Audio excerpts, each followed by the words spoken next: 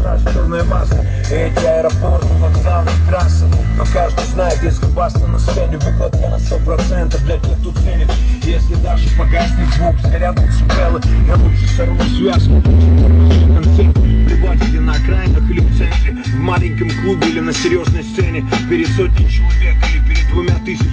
Исключительно в качестве, независимо от количества. У меня в бричке блинчики с правильным рэпчиком. У меня в речи много непонятных словечек. Чтение, мастеринг, компрессия, стерео. Мама твердит, мол, твои сверстники такой серийный. Здесь неизлечимый трудоголик, фанатик. Если под ню не сделал, хотя бы биток вечеру ломает. Тот, кто меня знает, без сомнения скажет, что он крести, а с этим, то и с рэпом никогда не завяжет.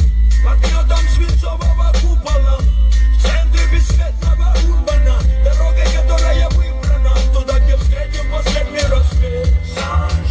Под гнетом свинцового купола, на улицах урбана, под песню, что нами придумана, туда, где встретим последний рассвет. Речи бьютифул, бутером надутые губы, сутеры с гламурными перенапудренными дурами. Колумбия тебе придает крутости, глупости, коррегнуть пальцы, пупсик, встретимся на улице.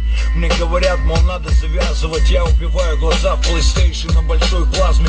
Месяцами зависаю в студии на газе. Она мне названивает, мол, давай домой завязывай. По жизни много соблазна, возможность быть обласканной властью, стать бесхребетной мразью. Ведь на праздниках прокисшие солянки и приземляться со звания, титулы и ранги. Мне говорят, братка, время завязывать. Нужно зарабатывать, копить, вкладывать. Нужно быть терпимее, научиться сглаживать углы. Если вдруг стану таким, буду вынужден уйти.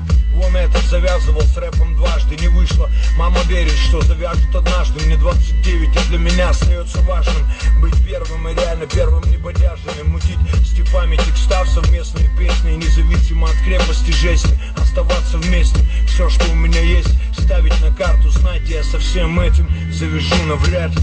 Под гнетом свинцового купола, в центре бесцветного урбана, дорога, которая выбрана,